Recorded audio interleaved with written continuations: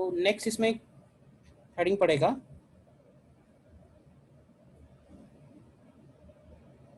Magnetic, या ऐसे लिखो प्रॉपर्टीज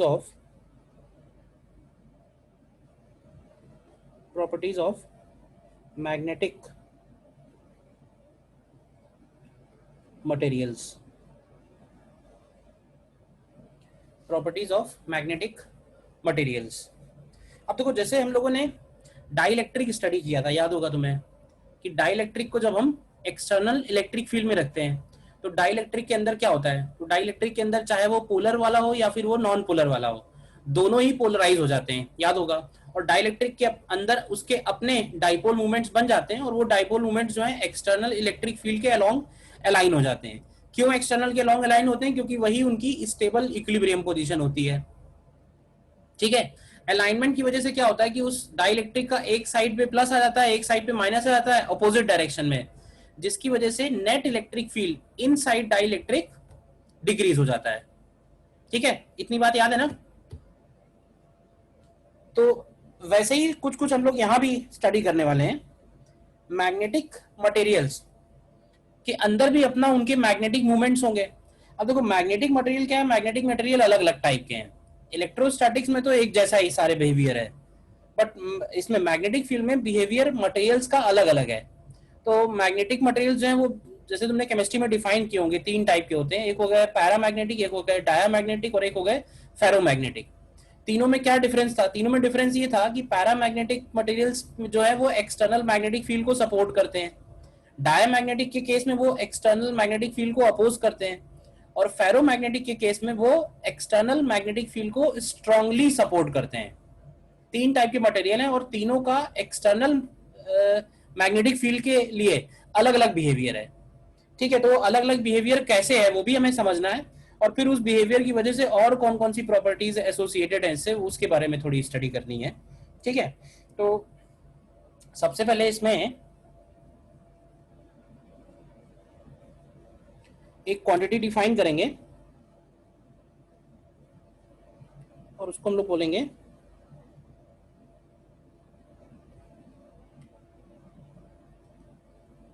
मैग्नेटाइजेशन।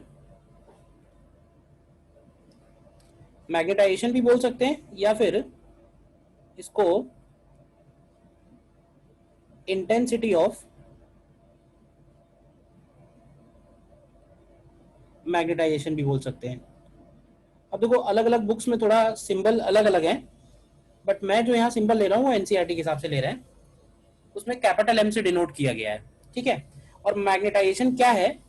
देखो, जब भी हम किसी मटेरियल को, जैसे मान लेते हैं कि ये मैग्नेटिक मटेरियल है, और इस मैग्नेटिक मटेरियल को जब हम एक्सटर्नल मैग्नेटिक फील्ड में रखेंगे तो इसके अंदर के जो अपने डाइपोल है, मैग्नेटिक डाइपोल है, वो डाइपोल भी एक्सटर्नल मैग्नेटिक फील्ड के हिसाब से अलाइन होंगे। तो हम लोग ये देखेंगे कि इसमें अलग अलग वॉल्यूम में, मतलब अलग अलग पॉइंट पे मैग्नेटिक डाइपोल्स क्रिएट हो जाएंगे, और हमें ये देखना होगा कि इसके किसी भी सर्टेन वॉल्यूम में कितना मैग्नेटिक मूवमेंट है। तो यहां हम सिंपली ये बोल सकते हैं कि when a material is kept in external magnetic field,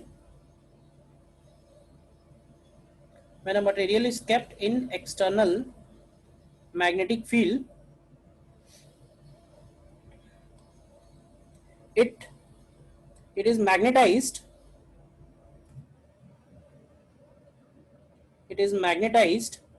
due to external field। And magnetization जो टर्म है, it is defined as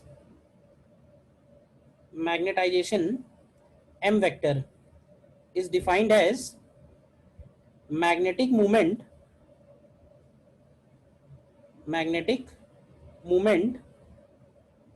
developed per unit volume. Magnetic movement developed per unit volume, यानी अगर हम इसको लिखें तो इसको लिख सकते हैं net magnetic movement and divided by volume. तो ये इसका एक छोटा सा फॉर्मूला बन जाएगा। देखो, अच्छा, तुम्हें म्यू का यूनिट याद है क्या होता है? बताओ, मैग्नेटिक मोमेंट का क्या यूनिट है? Unit of mu. Hmm unit of mu हम लोगों ने डिफाइन किया था करंट इनटू एरिया, ठीक है ना?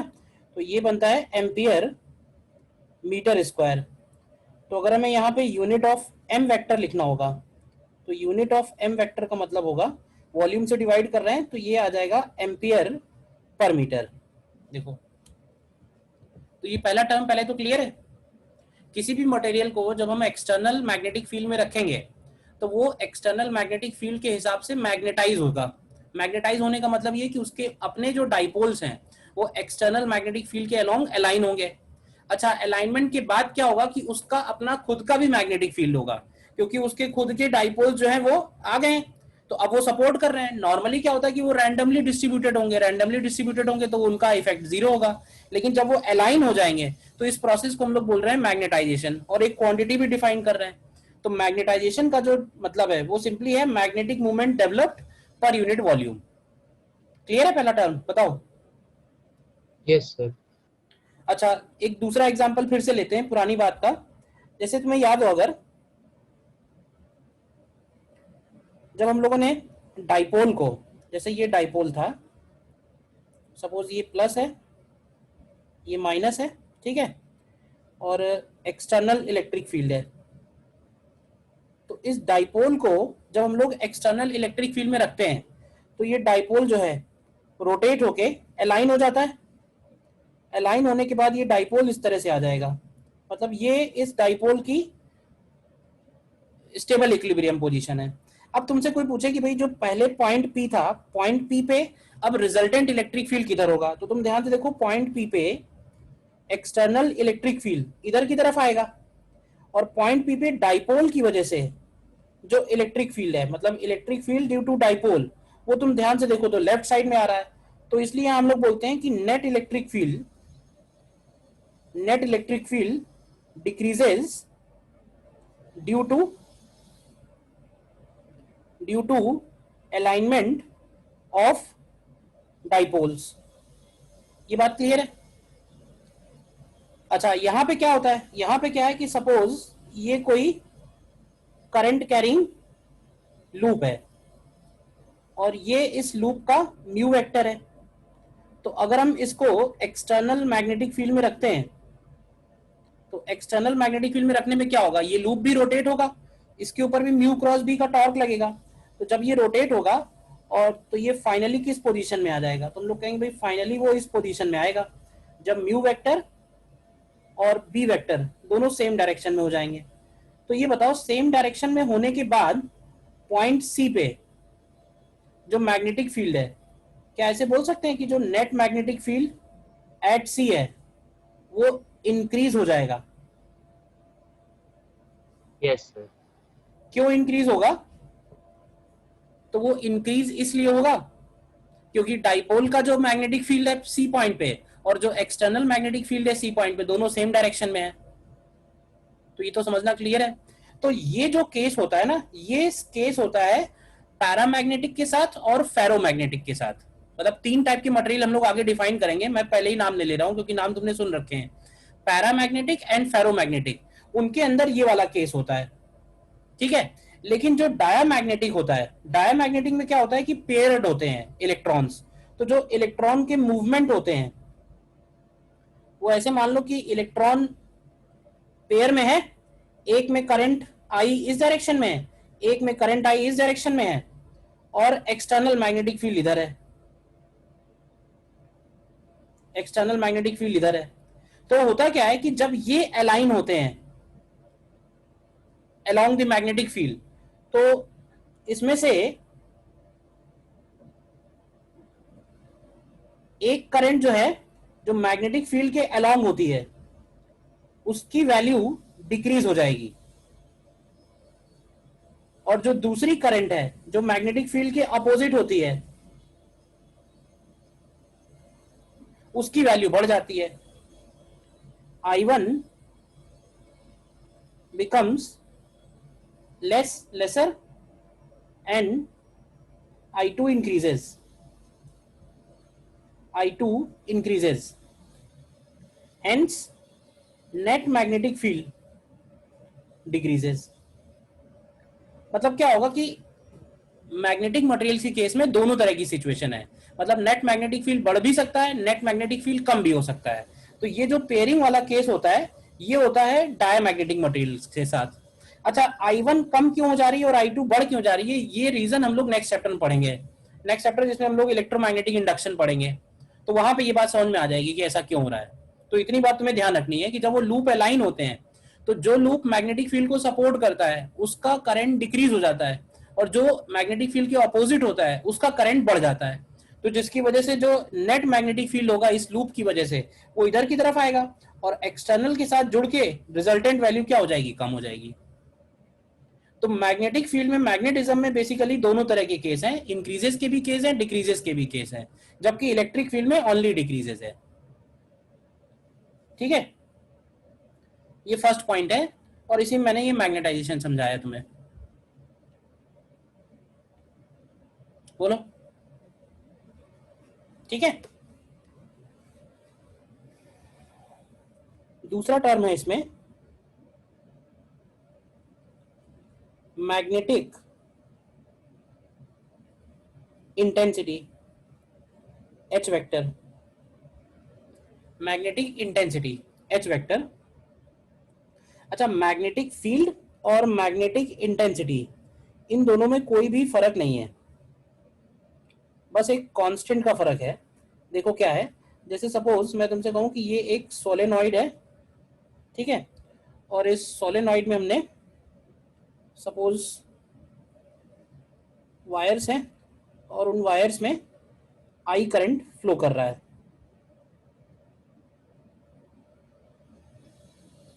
आई करंट फ्लो कर रहा है, तो ये बताओगे कि इसके सेंटर पे, इसके एक्सिस पे मैग्नेटिक फील्ड की वैल्यू क्या रहेगी? क्यों भाई? Magnetic field on its axis, magnetic field on its axis due to current I। तो due to current I magnetic field क्या बोलेंगे हम लोग? इसको बोल सकते हैं mu naught into n into I. बोलो।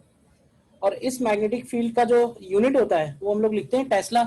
याद है, नहीं याद है? तो मैग्नेटिक इंटेंसिटी का क्या डेफिनेशन है? मैग्नेटिक इंटेंसिटी सिंपली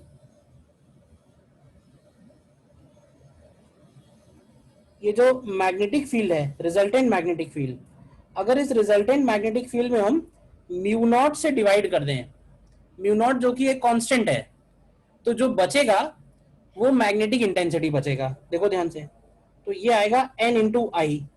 अच्छा, एक चीज मुझे बताओगे कि इस मैग्नेटिक इंटेंसिटी की यूनिट क्या होगी?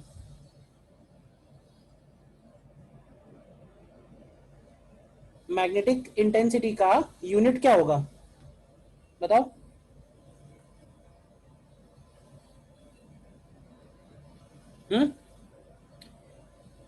देखो, एन होता है number of turns per unit length, यानी कि पर मीटर, और आई होता है एम्पियर।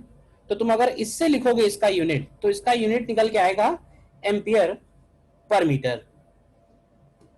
और इसका यूनिट एम्पियर पर मीटर निकल के आने का रीजन ही है हम इसको क्यों डिफाइन कर रहे हैं।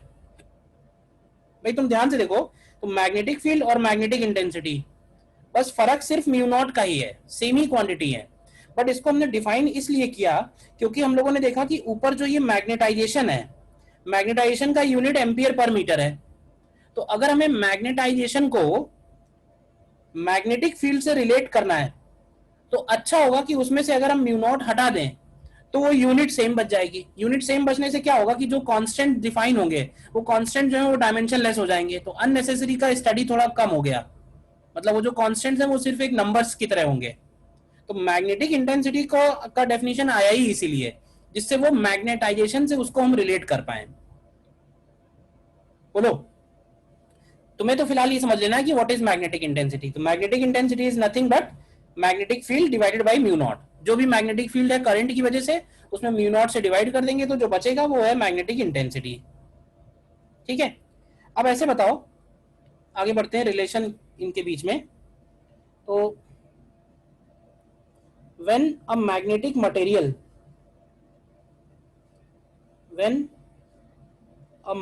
material is filled inside the solenoid, मान लेते हैं कि कोई मटेरियल है, पैरामैग्नेटिक हो या डायमैग्नेटिक हो या फेरोमैग्नेटिक हो, उसको हमने उस सोलेनॉइड के बीच में भर दिया है। मैग्नेटिक मटेरियल जो पहले मैग्नेटाइज नहीं था, लेकिन हमने बाद में उसको सोलेनॉइड के अंदर भर दिया है। तो ये बताओ सोलेनॉइड के करंट की वजह से क्या वो मटेरियल मैग्नेटाइज हो जाएगा या नहीं? यस और नो? क्यों भाई? उस मटेरियल को हमने सोलेनॉइड के अंदर भर दिया है और सोलेनॉइड में करंट फ्लो कर रहा है, तो क्या अब मटेरियल भी मैग्नेटाइज होगा? उस मटेरियल के अंदर भी मैग्नेटिक मूवमेंट्स होंगे जो करंट के मैग्नेटिक फील्ड के हिसाब से अलाइन हो जाएंगे, जिसकी वजह से जब हम लोग नेट मैग्नेटिक फील्ड लिखेंगे तो वो net magnetic field due to solenoid plus magnetic field due to magnetization, दोनों का रिजल्टेंट होगा।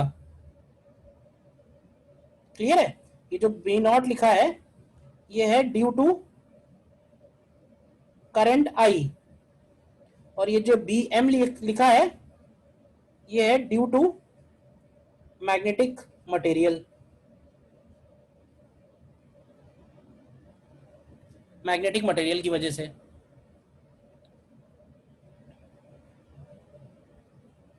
ठीक है, अब देखो जिस तरह से हम लोग बोलते हैं कि बी नॉट जो है, बी नॉट को लिख सकते हैं हम लोग mu naught into H vector, क्योंकि एच वेक्टर में म्यू नॉट मल्टीप्लाई कर देंगे तो बी नॉट मिल जाएगा। उसी तरह से वो डिफाइन ही इसीलिए किया गया है। अगर हम इस एम वेक्टर में म्यू नॉट मल्टीप्लाई कर देंगे तो वो बन जाएगा बी एम, यानी magnetic field of magnetic material. Mu naught multiply करना है सिंपली, तो यहां से ये आएगा म्यू नॉट कॉमन ले अगर, ये हो जाएगा H vector plus M vector. इसको ऐसे ही छोड़ दो इक्वेशन 1। ठीक है, अब ये बताओ कि ये जो m है ये जनरेट किसकी वजह से हुआ, मतलब मैग्नेटाइजेशन किसकी वजह से हो रहा है? सोलेनॉइड की वजह से, या ऐसे बोल सकते हैं कि ये जो मैग्नेटाइजेशन आया है वो एक्सटर्नल मैग्नेटिक फील्ड की वजह से आया है। अगर एक्सटर्नल मैग्नेटिक फील्ड नहीं होता तो ये भी मैग्नेटाइज नहीं होता।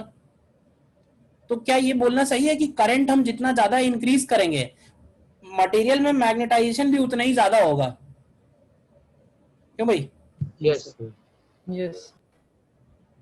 यहाँ पे नीचे लिख सकते हैं एक्सपेरिमेंटली इट वाज फाउंड कि जो ये m वेक्टर है ना ये एक्चुअली प्रोपोर्शनल होगा किसके? h वेक्टर के ही, क्योंकि m वेक्टर के प्रोड्यूस होने का जो रीजन है वो h वेक्टर ही है। अगर हम h जीरो कर दें तो m भी नहीं होगा। मतलब जैसे तुमको बताऊं, एग्जांपल तुमने किया ही होगा, जैसे कोई मैग्नेट है, तुम अगर किसी कॉइन, जो आयरन का कॉइन है, कॉइन सिंपल, उस कॉइन को तुम उस मैग्नेट पे कुछ देर तक चिपका के रखो और फिर तुम उसको निकालो, तो तुमको क्या ऐसा नहीं लगेगा कि कॉइन भी जो है वो थोड़ी देर के लिए मैग्नेट का काम कर रहा है? वो भी दूसरे कॉइन्स को अपनी तरफ अट्रैक्ट कर रहा है, जस्ट लाइक मैग्नेट। तो इसी प्रोसेस को हम लोग मैग्नेटाइजेशन बोल रहे हैं कि जब उस मटेरियल को हमने एक्सटर्नल फील्ड में रखा तो वो मटेरियल भी मैग्नेटाइज हो गया। तो वो जो मैग्नेटाइजेशन है क्या वो एच के ही प्रोपोर्शनल बनेगा, क्योंकि उसी की वजह से प्रोड्यूस हुआ है। और यहाँ पे जो प्रोपोर्शनलिटी कांस्टेंट हम लोग यूज करते हैं उसको, वो भी एक ग्रीक सिंबल है, इसको जाई बोलते हैं, मतलब लिखते हैं इस तरह से CHI, और वो एक्स थोड़ा घुमा के बनाते हैं। Known as, this term is called known as susceptibility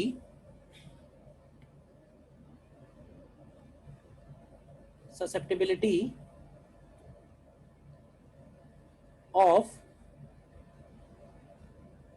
magnetic material, susceptibility of magnetic material। और ये बात क्लियर ही है कि ये जो susceptibility है जाई, ये जाई डायमेंशनलेस और यूनिटलेस क्वांटिटी होगी, क्योंकि m वेक्टर और h वेक्टर का यूनिट सेम है। तो अब हम वापस से अगर इक्वेशन 1 लिखते हैं फ्रॉम इक्वेशन 1, तो यहां से तुमको b नेट मिलेगा, बी नेट की वैल्यू आएगी म्यू नॉट इंटू, अब एच वेक्टर की जगह हम लोग लिख सकते हैं chi into H vector plus, sorry M vector की जगह इंटू एच वेक्टर, तो ये आ जाएगा mu naught bracket 1 plus chi into H vector, और ये जो 1 प्लस जाई है इसको हम लोग लिखते हैं mu R, and mu R is called relative permeability of medium, medium या जो भी मटेरियल है उस मटेरियल का relative permeability, mu R is equal to 1 plus chi. ठीक है ना, एक बार फॉर्मूले जो यूज हुए ये एक बार देख लो, क्योंकि न्यूमेरिकल के पॉइंट ऑफ व्यू से मैं बता रहा हूँ ये सारी चीजें। ठीक है, what is susceptibility? susceptibility is simply ratio of magnetization and magnetic intensity, m vector और h वेक्टर का जो रेशियो है उसी को हम लोग जाई बोल रहे हैं। ठीक है, chi is called magnetic susceptibility of material. Then अगर हम इसकी वैल्यू यहां रख देते हैं इस इक्वेशन में m की जगह, तो m की जगह हो गया जाई इंटू एच प्लस एच, तो अगर h बाहर निकालने तो ब्रैकेट में बचा 1 प्लस जाई, एंड 1 प्लस जाई को हम लोग बोल रहे हैं रिलेटिव परमिएबिलिटी ऑफ मीडियम।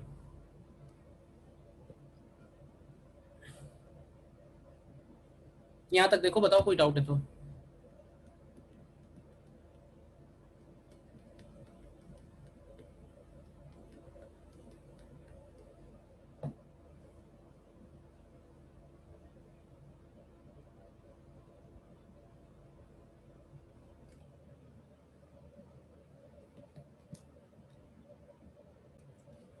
अब देखो इसमें अगर हम मटेरियल्स को क्लासिफाई करें तो मटेरियल्स को हम 3 टाइप से क्लासिफाई कर सकते हैं, एक है डायमैग्नेटिक, एक है पैरामैग्नेटिक और एक है फेरोमैग्नेटिक।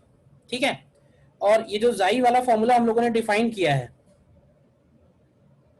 दैट म्यू जो होगा that is mu naught into mu R, और ये जो 1 प्लस जाई लिखा हुआ है ये म्यू आर का वैल्यू है, यानी कि रिलेटिव परमिएबिलिटी।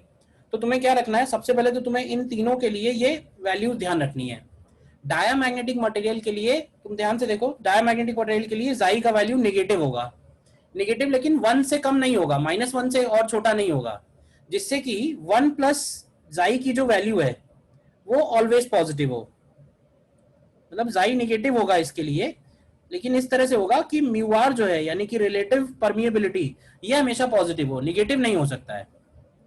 तो इसका मतलब ये होगा कि अगर हम डायमैग्नेटिक मटेरियल को उस सोलेनॉइड के अंदर फिल करें तो रिजल्टेंट फील्ड जो है वो थोड़ा रिड्यूस हो जाएगा, क्योंकि रिलेटिव परमिएबिलिटी तुम ध्यान से देखो तो 0 और 1 के बीच में है, तो जो रिजल्टेंट म्यू आएगा वो म्यू नॉट से छोटा हो जाएगा। मतलब म्यू नॉट तब था जब कुछ भी मटेरियल फिल नहीं था, बाद में म्यू हो गया है, तो बाद में जो रिजल्टेंट मैग्नेटिक फील्ड है वो रिड्यूस हो जाएगा थोड़ा सा। पैरामैग्नेटिक किनको बोल रहे हैं? जिनके लिए जाई की वैल्यू पॉजिटिव है। अब जाई अगर पॉजिटिव होगा तो जो रिलेटिव परमिएबिलिटी है वो 1 से बड़ी होगी, और जो म्यू होगा वो म्यू नॉट से बड़ा होगा। ध्यान रहेगा, यानी पैरामैग्नेटिक के केस में रिजल्टेंट मैग्नेटिक फील्ड पहले वाले मैग्नेटिक फील्ड से ज्यादा होगा। इस केस में जो रिजल्टेंट मैग्नेटिक फील्ड था वो पहले वाले मैग्नेटिक फील्ड से कम हो जाएगा। और फेरोमैग्नेटिक ऐसे मटेरियल हैं जिनके लिए जाई का वैल्यू बहुत बड़ा होगा 1 से, जाई 1 से बहुत बड़ा होगा तो रिलेटिव परमिएबिलिटी भी 1 से बहुत बड़ी होगी, तो म्यू की वैल्यू भी म्यू नॉट से काफी बड़ी आएगी। यानी कि इस केस में जो रिजल्टेंट मैग्नेटिक फील्ड होगा वो बी नॉट से कहीं ज्यादा होगा। एक रफ आइडिया देता हूं, जैसे अगर सोलेनॉइड में जो करंट फ्लो हो रही है, अगर उस करंट की वजह से मैग्नेटिक फील्ड 1 टेस्ला है फॉर एग्जांपल, तो अगर हम वहां पे पैरामैग्नेटिक मटेरियल फिल कर देंगे तो हो सकता है मैग्नेटिक फील्ड जो रिजल्टेंट वाला वो हो जाए 1.1 टेस्ला या 1.2 टेस्ला। मतलब 1 टेस्ला था 1.05 टेस्ला हो जाएगा, 1.1 टेस्ला हो जाएगा, 1.2 टेस्ला हो जाएगा, यानी 0.1 0.2 इतना बढ़ जाएगा ड्यू टू पैरामैग्नेटिक। अच्छा, उसी जगह अगर हम डायमैग्नेटिक रखेंगे तो वहां पे मैग्नेटिक फील्ड की वैल्यू 0.8 हो जाएगी, 0.7 हो जाएगी, मतलब पहले 1 थी बाद में 0.8 0.7 0.6 0.5 तक हो जाएगी। लेकिन अगर उसी की जगह हम लोग एक सॉफ्ट आयरन का कोर रख दें, यानी कि फेरोमैग्नेटिक मटेरियल, तो वो 1 टेस्ला का मैग्नेटिक फील्ड 1000 टेस्ला बन जाएगा। ठीक है ना। इसीलिए इलेक्ट्रोमैग्नेट में, मतलब मैग्नेट जहां पे बनाते हैं हम, करंट की वजह से जहां भी मैग्नेट बना रहे होते हैं, वहां पे हम मैग्नेटिक मटेरियल फेरोमैग्नेटिक यूज कर ही लेते हैं। क्योंकि होगा क्या, करंट से हमको बहुत कम मैग्नेटिक फील्ड जनरेट करना पड़ेगा, उस फेरोमैग्नेटिक मटेरियल की वजह से मैग्नेटिक फील्ड कई गुना हो जाएगा।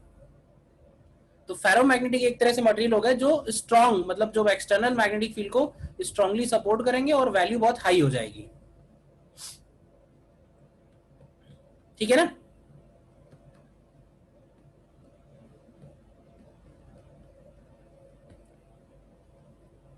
तो इसमें तुम्हें ध्यान क्या क्या रखना है, एक बार पैकेज में पढ़ लेना।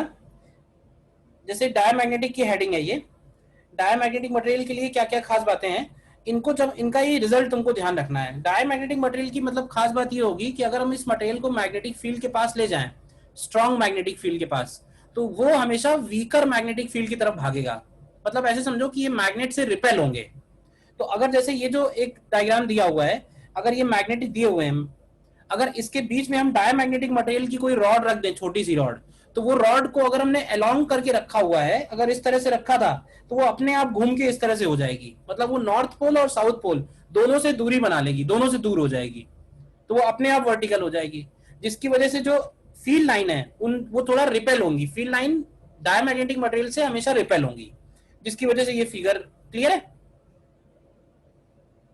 यस कुछ प्रॉपर्टीज हैं, एक बार रीड कर लेना, बस एक बार रीड कर लोगे तो काम चल जाएगा, उससे ज्यादा कहीं नहीं कुछ पूछेगा। ठीक है ना। ऐसे जैसे ये एग्जांपल दिया हुआ है, इस एग्जांपल में दिया है कि इस ट्यूब के अंदर एक डायमैग्नेटिक मटेरियल फिल है। तो अगर हम इस ट्यूब का एक एंड स्ट्रॉन्ग मैग्नेट्स के बीच में रख दें, तो वहां का जो लिक्विड है वो थोड़ा सा कम हो जाएगा, दूसरे तरफ का लिक्विड बढ़ जाएगा। ऐसा क्यों हो रहा है? ऐसा इसलिए क्योंकि diamagnetic material strong magnetic field से हमेशा रिपेल होगा। ठीक है। देन ये एक नोट है जो एक बार पढ़ के देख लो, क्योंकि इसका प्रैक्टिकल एप्लीकेशन है, तो ये कहीं छोटा मोटा क्वेश्चन पूछ सकते हैं। ये एक बार पढ़ लो ध्यान से। What is Meissner effect?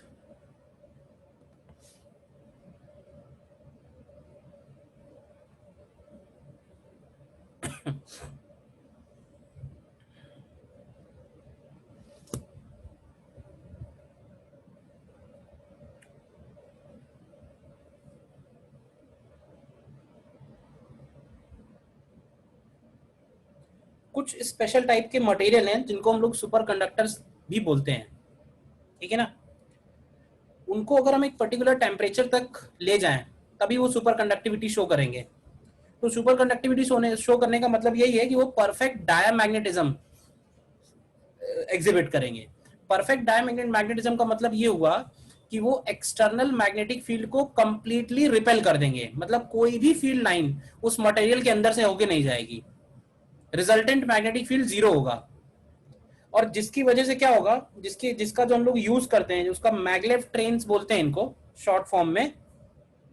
अपने यहाँ तो नहीं है, दूसरे कंट्रीज में है। तो ये जो मैगलेव ट्रेन्स हैं, इनकी खास बात तो यही होती है कि पहले तो पूरी की पूरी जो ट्रेन है वो ट्रैक से कांटेक्ट होता ही नहीं है, वो कांटेक्ट ब्रेक हो जाता है, मतलब वो लिफ्ट होके चलती हैं। तो इसीलिए इसको मैग्नेटिकली लेविटेटेड, मतलब ऊपर थोड़ा लिफ्ट हो जाएंगी। लिफ्ट हो जाएंगी तो क्या होगा, फ्रिक्शन ही नहीं रहेगा। ठीक है ना। So this effect is also known as Meissner effect, ये ध्यान रखो। ठीक है। Yes sir. नेक्स्ट है पैरामैग्नेटिज्म। तो पैरामैग्नेटिक मटेरियल वो होंगे जो मैग्नेटिक फील्ड को सपोर्ट करेंगे। तो जैसे मैंने डायमैग्नेटिक में बताया था कि ये वाली जो रॉड थी ये वर्टिकल हो गई थी, पैरामैग्नेटिक के केस में ये अलोंग ही रहेगी। तो अलोंग रहेगी तो क्या होगा कि फील्ड लाइन उसके अंदर से ज्यादा होके जाएंगी। ये जैसे डायग्राम बना हुआ है पैरामैग्नेटिक के लिए, अगर मैं यही सेम डायग्राम फेरोमैग्नेटिक के लिए बनाऊं, क्योंकि फेरोमैग्नेटिक के लिए आगे नहीं बना हुआ है, तो फेरोमैग्नेटिक मटेरियल क्या करेंगे, अगर हमने फेरोमैग्नेटिक मटेरियल रख दिया है, नॉर्थ साउथ नहीं बोलना चाहिए, आयरन है, तो क्या होगा कि फेरोमैग्नेटिक के केस में सारी की सारी फील्ड लाइन उसके अंदर से ही होके जाती हैं। अगर ये फेरोमैग्नेटिक मटेरियल हुआ तो कोई भी फील्ड लाइन बाहर से जाएगी ही नहीं, सारी फील्ड लाइन उसके अंदर से ही होके जाती हैं। तो फेरोमैग्नेटिक मटेरियल में हम लोग एक बात ये बोलते हैं कि फेरोमैग्नेटिक मटेरियल के बाहर मैग्नेटिक फील्ड जीरो होता है। ये बिल्कुल इलेक्ट्रोस्टैटिक शील्डिंग जैसा है। अगर फेरोमैग्नेटिक मटेरियल होगा तो कोई भी फील्ड लाइन बाहर से जाएगी नहीं, वो सारा का सारा फील्ड जो है अट्रैक्ट कर लेगा।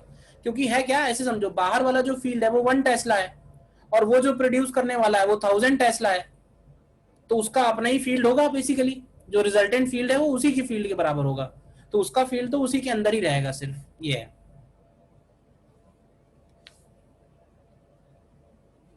ठीक है, पैरा और फेरो में बस यही फर्क है, पैरा को बहुत स्ट्रॉन्ग कर दो 1000 टाइम्स तो फेरो बन जाएगा। अच्छा, ये एक इंपॉर्टेंट पॉइंट है, known as Curie law. Curie law simply says कि जो ससेप्टेबिलिटी है it is inversely proportional to absolute temperature. थोड़ा ध्यान रखो,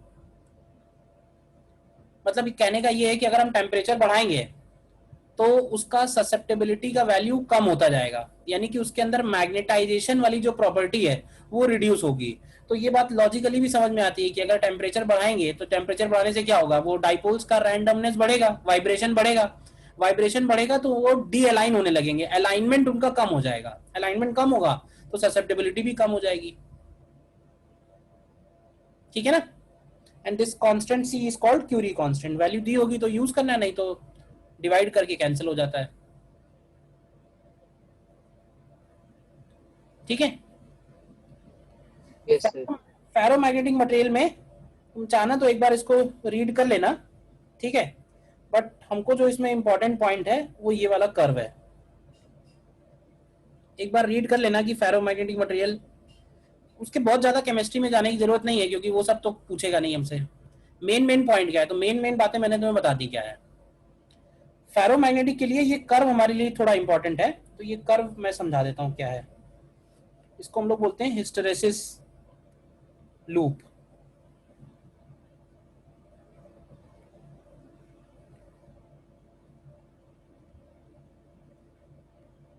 हिस्टेरेसिस लूप, और ये हिस्टेरेसिस लूप हम लोग बनाने वाले हैं किसके लिए, दिस इज फॉर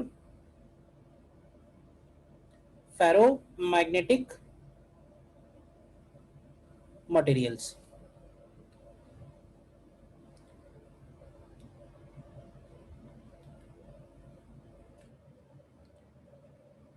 देखो फेरोमैग्नेटिक मटेरियल में ये ग्राफ हम लोग बनाने वाले हैं किसके किसके बीच में, ये ग्राफ है एम वेक्टर और एच वेक्टर के बीच में, एम वेक्टर और एच वेक्टर के बीच में। अच्छा, डिफाइन करते टाइम ही ये बात बोली थी कि एम वेक्टर जो है वो एच वेक्टर के प्रोपोर्शनल होगा, बताया था। एम वेक्टर जो है वो एच वेक्टर के प्रोपोर्शनल होगा। अच्छा, वो जो प्रोपोर्शनल वाली बात है ना वो बहुत थोड़े से रीजन के लिए ट्रू है, बाद में वो स्ट्रेट लाइन नहीं रहता है, वो थोड़ा कर्व हो जाता है। तो हम तो इसको बहुत आगे तक ले जाने वाले हैं, मतलब बहुत आगे तक स्टडी कर रहे हैं, एक्सट्रीम पॉइंट तक, तो इसलिए वो कर्व जो है वो नो मोर प्रोपोर्शनल वाली सिचुएशन में नहीं बनेगा। तो है क्या, जब हम इसमें एच बढ़ाते हैं धीरे धीरे तो एच इंक्रीज करेंगे तो एम भी इंक्रीज होता है, यानी कि एक्सटर्नल मैग्नेटिक फील्ड इंक्रीज करेंगे तो एम भी इंक्रीज होगा। ठीक है, करते करते इंक्रीज करते करते एक पॉइंट ऐसा आता है कि जब उसके बाद अगर हम एच बढ़ा भी रहे हो तो भी एम में कोई भी इंक्रीज नहीं होता है। तो कोई बताएगा कि ऐसा क्यों है,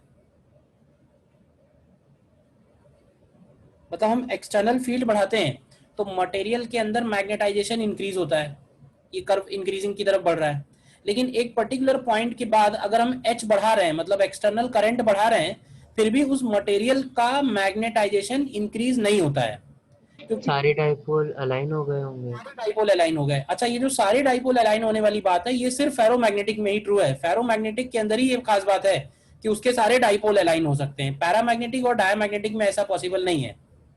ठीक है ना। तो है क्या, ये जो इसकी वैल्यू है इसको हम लोग बोल सकते हैं ये एक तरह से इसकी सैचुरेशन वैल्यू हो गई। तो हमने क्या किया है कि ये ग्राफ उसके आगे ले ही नहीं गए हैं, बुक्स में ग्राफ यहीं तक बना रहता है। अब क्या कह रहा है, अब अगर हम h की वैल्यू कम करना शुरू करें इस पॉइंट से, तो हिस्टेरेसिस का मतलब यही है कि जब हम एच की वैल्यू कम करते हैं तो ये जो ग्राफ है ये जिस रास्ते गया है वो पाथ फॉलो नहीं करता है, मतलब जब पीछे आता है तो ये कुछ लैग कर जाता है, सेम ग्राफ फॉलो नहीं कर रहा है।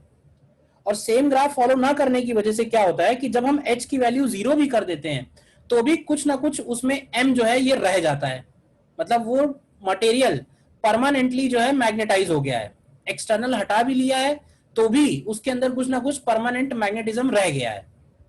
ठीक है ना। तो ये जो गैप है इसको हम लोग बोलते हैं रिटेंटिविटी, रिटेंशन वर्ड से बना है, this is called retentivity. Retentivity को हम बोल सकते हैं दिस इज रेजिडुअल मैग्नेटिज्म।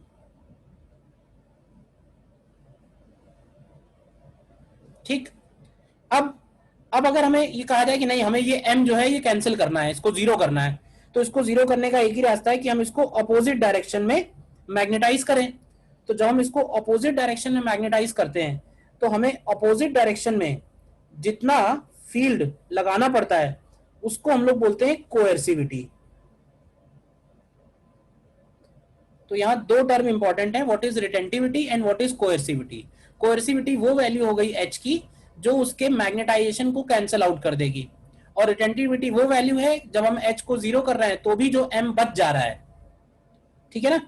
तो अगर हम एच को और पीछे ले जाएं तो ये ग्राफ पीछे भी इसी तरह से बढ़ेगा और यहाँ भी जाके हो सकता है यहाँ सैचुरेशन आ जाए, फिर इधर से वापस लाएंगे तो ये फिर से थोड़ा सा बच जाएगा रेजिडुअल मैग्नेटिज्म, और फिर इसको कैंसिल करने की रिटेंटिविटी कोएर्सिविटी जितना लगाना पड़ेगा। तो ये इस तरह से पूरा ये लूप बन जाता है। ठीक है ना। मतलब हम जिस पॉइंट से गए हैं घूम के वापस हम उसी पॉइंट पे अगर आ जाएं इस तरह से ये लूप बन जाता है पूरा। किसी भी पॉइंट से मूव करके हम जब स्टेडी स्टेट आ जाएगी तो क्या होगा कि ये एक लूप तैयार हो जाएगा। शुरू में तो थोड़ा बहुत डिस्प्लेस होगा क्योंकि स्टार्टिंग वैल्यू अलग है, स्टार्टिंग 0 0 से की है, बट अगर 2 3 साइकिल अगर हो जाएंगी तो ये लूप फिक्स हो जाएगा। तो इस लूप को ही हम लोग बोलते हैं हिस्टेरेसिस लूप। इस लूप को ही हम लोग बोल रहे हैं हिस्टेरेसिस लूप। अच्छा, ये हिस्टेरेसिस लूप अलग अलग मटेरियल्स का अगर हमको पता हो तो हमको ये पता रहता है कि हमें कौन से मटेरियल से हमको परमानेंट मैग्नेट बनाने चाहिए, कौन से मटेरियल से हमको इलेक्ट्रोमैग्नेट बनाने चाहिए, जिससे क्या है कि हमारा रिजल्ट बेहतर आए। जैसे फॉर एग्जांपल इसी में देखो,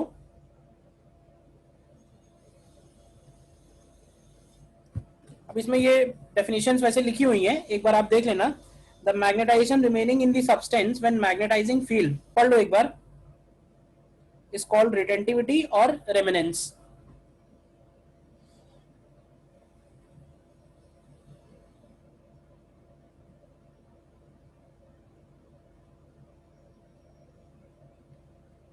ठीक है।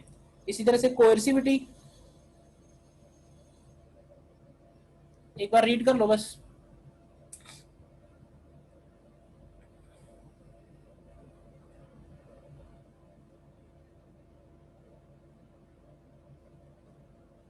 and this lagging is called hysteresis. This lagging is called hysteresis। मतलब वो कर्व वापस आने में सेम कर्व फॉलो नहीं कर रहा है, थोड़ा अलग फॉलो हो रहा है, पीछे रह जा रहा है, तो उसी को हम लोग हिस्टेरेसिस बोल रहे हैं। और एक टर्म यहाँ पे निकालते हैं hysteresis loss. Hysteresis loss is that, अब ये केवल स्टेटमेंट ध्यान रखो,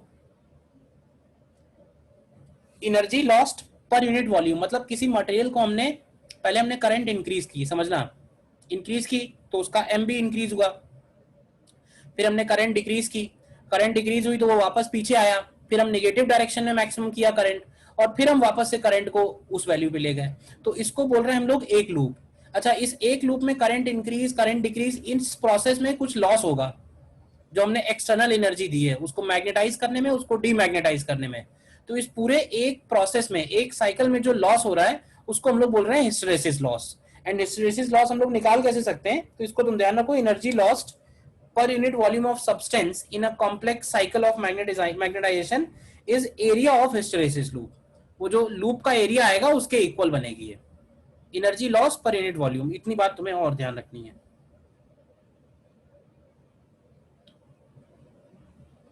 ठीक है। अब मेन इसमें ये है, ये ग्राफ है, जैसे एक ग्राफ बना हुआ है सॉफ्ट आयरन का और एक ग्राफ बना हुआ है स्टील का, ठीक है। तो मुझे ये बताओ कि अगर हमें परमानेंट मैग्नेट बनाने हो, परमानेंट मैग्नेट, तो बताओगे कि किसका बनाना चाहिए, सॉफ्ट आयरन का या स्टील का? क्यों भाई?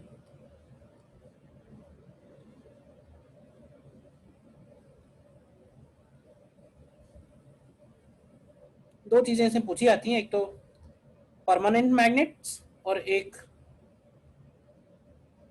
इलेक्ट्रोमैग्नेट। तो परमानेंट मैग्नेट में जो है स्टील को प्रेफर करते हैं, समझना ध्यान से, क्योंकि स्टील के लिए तुम ध्यान से देखो तो कोएर्सिविटी की वैल्यू ज्यादा इंपॉर्टेंट है। भाई देखो, परमानेंट हम उसको बोलेंगे ना कि जो एक्सटर्नल फील्ड से डीमैग्नेटाइज ना हो जाए, तो स्टील को डीमैग्नेटाइज करने के लिए हमें ज्यादा कोएर्सिविटी लगानी पड़ रही है as compare with soft iron. तो स्टील को हमें अगर डीमैग्नेटाइज करना है तो ज्यादा फील्ड लग रहा है, तो स्टील जो है वो परमानेंट के पॉइंट ऑफ व्यू से ज्यादा स्ट्रांग हुआ, तो steel is preferred for permanent magnets. और सॉफ्ट आयरन जो है वो प्रेफर होता है इलेक्ट्रोमैग्नेट्स के लिए। क्यों? क्योंकि इलेक्ट्रोमैग्नेट में क्या होगा कि ऑल्टरनेटिंग करंट फ्लो होगा, यानी करंट कभी क्लॉकवाइज है, कभी करंट एंटी क्लॉकवाइज है, तो वो जो मटेरियल है वो बार बार मैग्नेटाइज और डीमैग्नेटाइज होगा। अभी बार बार मैग्नेटाइज डीमैग्नेटाइज होगा तो हम लोग ये चाहेंगे कि उसमें लॉसेस कम से कम हो। तो लॉसेस जो है वो सॉफ्ट आयरन के केस में कम होते हैं, क्योंकि उसका हिस्टेरेसिस लूप एरिया स्टील के कंपेरिजन में कम होगा। स्टील को अगर हम बार बार मैग्नेटाइज डीमैग्नेटाइज करेंगे तो हमें एनर्जी इनपुट ज्यादा देने पड़ेंगे, ठीक है ना। तो किसको प्रेफर कर रहे हैं और क्यों प्रेफर कर रहे हैं, इतनी बात और तुम्हें ध्यान रखनी है बस। हिस्टैरिसीस लॉस में एनर्जी लूप एरिया के प्रोपोर्शनल होगा। हाँ, जो लॉसेस हैं वो लूप एरिया के प्रोपोर्शनल है।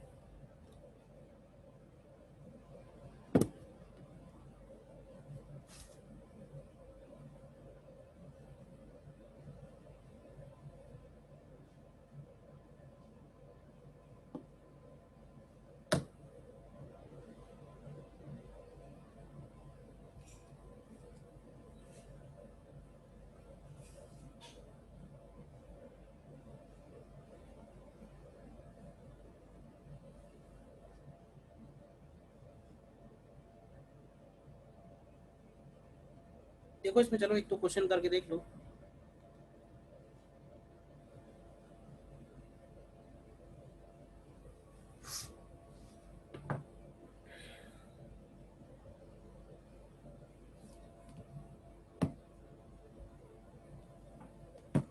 देखो क्वेश्चन ट्राई करो।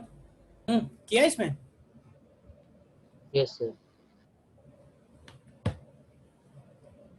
अच्छा, टर्न्स दिए हुए हैं, करंट दिया हुआ है, तो हमें सबसे पहले तो निकालना है मैग्नेटिक इंटेंसिटी। तो मैग्नेटिक इंटेंसिटी तो सीधे सीधे हम लोग बोल सकते हैं कितना होगा, एन इंटू आई।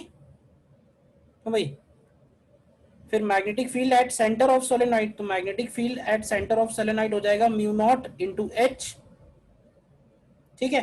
फिर कह रहा है कि what will be the values of these quantities if an iron core is inserted in the solenoid and magnetization in the core is given. तो देखो, when iron core is inserted,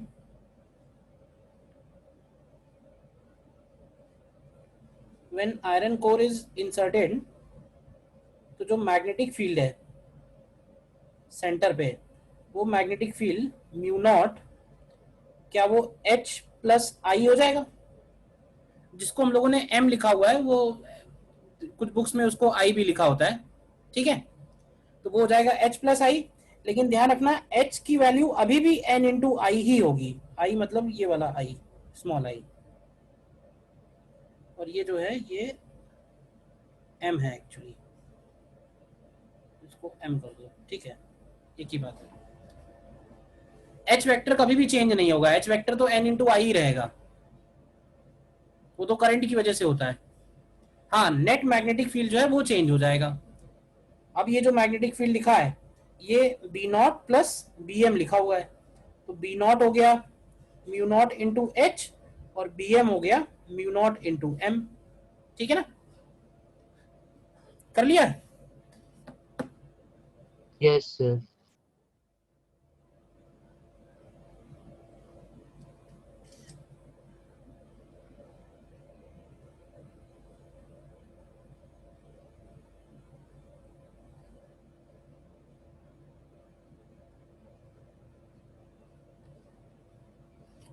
next देखो,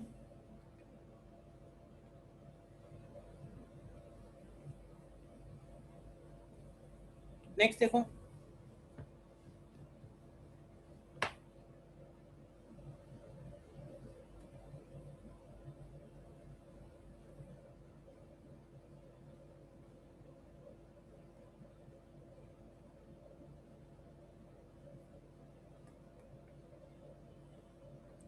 तो इसमें लास्ट वाले में H का answer आना चाहिए 2 × 10⁴ एम्पियर पर मीटर, और मैग्नेटिक फील्ड अगर म्यू नॉट मल्टीप्लाई करके निकालेंगे तो ये आना चाहिए 25 मिली टेस्ला के आसपास अप्रोक्सीमेटली। ठीक है, बाद में ये वैल्यू 5.05 टेस्ला हो जाएगी। तुम देख रहे हो लगभग लगभग 1000 टाइम्स इंक्रीज हो रही है, 100 टाइम्स। ठीक है, और एच की वैल्यू में कोई चेंज आएगा ही नहीं, एच तो सेम ही रहेगा।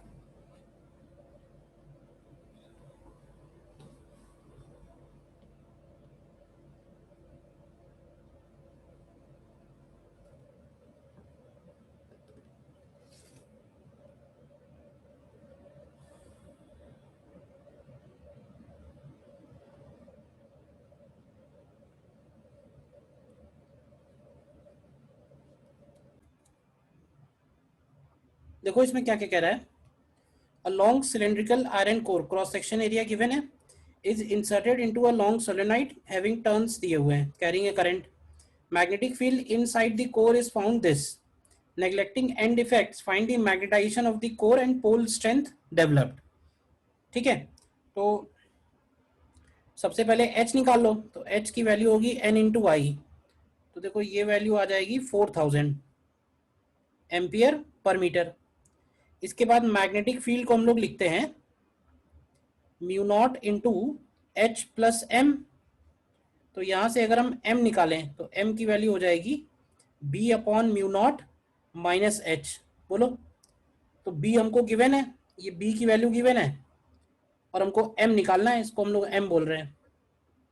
तो ये m की वैल्यू देखो कितनी आती है, ये वैल्यू जब तुम सॉल्व करोगे ना तो ये कुछ इस तरह से आएगी कि 1.25 10⁻6 माइनस 4000। ठीक है, एम्पियर पर मीटर, तो उसमें -4000 नहीं भी करोगे तो कुछ फर्क नहीं पड़ेगा, तो ये 1.25 10⁻6 बनेगी। हाँ ठीक है, बी का वैल्यू निकाला था ना, सॉरी एम का वैल्यू। ठीक, और पोल स्ट्रेंथ कैसे निकालेंगे, क्यों भाई, पोल स्ट्रेंथ का मतलब ये हुआ कि इसके अंदर जो मैग्नेटाइजेशन डेवलप हुआ है एम वेक्टर, वो एम वेक्टर प्लस और माइनस की वजह से है। तो कैसे लिखेंगे इस प्लस माइनस की वैल्यू, सॉरी प्लस इधर माइनस इधर, या इसको कह लो कि ये n है, ज़्यादा अच्छा है, और ये s है। पोल स्ट्रेंथ कैसे निकाल सकते हैं, तो देखो m को हम लोग लिखते हैं, अगर हम इसकी लेंथ l ले लें, ध्यान से देखना, और इसका क्रॉस सेक्शन एरिया अगर हम लोग a ले लें, तो इसके म्यू को लिखते हैं हम लोग, म्यू बनता है m×l, याद है। और कैपिटल एम वेक्टर क्या होता है, तो कैपिटल एम होता है म्यू अपॉन वॉल्यूम, तो ये हो जाएगा m×l, और वॉल्यूम की जगह आएगा l×a, तो ये m/a हो जाएगा। तो अगर हमें m चाहिए तो कैपिटल M इंटू एरिया का मल्टीप्लाई कर सकते हैं, तो क्रॉस सेक्शन एरिया दिया हुआ है, तो ये वैल्यू निकालोगे अगर, तो ये 625 एम्पियर मीटर आएगी। ठीक है ना, तो एक आंसर ये हो गया और एक आंसर ये हो गया, देख लो। ठीक है, देखो तो ज़्यादा इंपॉर्टेंट नहीं है, दूसरा इस बार तो हटा ही दिया है सिलेबस से, तो हो सकता है कि सिलेबस में हो ही नहीं, बट थोड़ा सा ही है, तो आप एक बार कर जरूर लेना कोशिश। तो इसमें होमवर्क में तुम HCV का जो नेक्स्ट चैप्टर है परमानेंट मैग्नेट के बाद मैग्नेटिक प्रॉपर्टीज ऑफ मैटर, उसमें 6 एग्जाम्पल हैं, 2 मैंने अभी करा दिए हैं, तो 4 एग्जाम्पल कर लेना, और उसके एक्सरसाइज में 9 क्वेश्चन है, सिर्फ उतना कर लेना है। 9 question from exercise and 4 question from examples, magnetic properties HCV। ठीक है, यस सर। तो ये चैप्टर खत्म है। फिर पैकेज में क्या बचा हुआ है? हम्म, इसके बाद टाइम बचे तो पैकेज करना, फिर जो भी बचा हुआ है पैकेज में। ठीक है ना? Okay sir. Okay.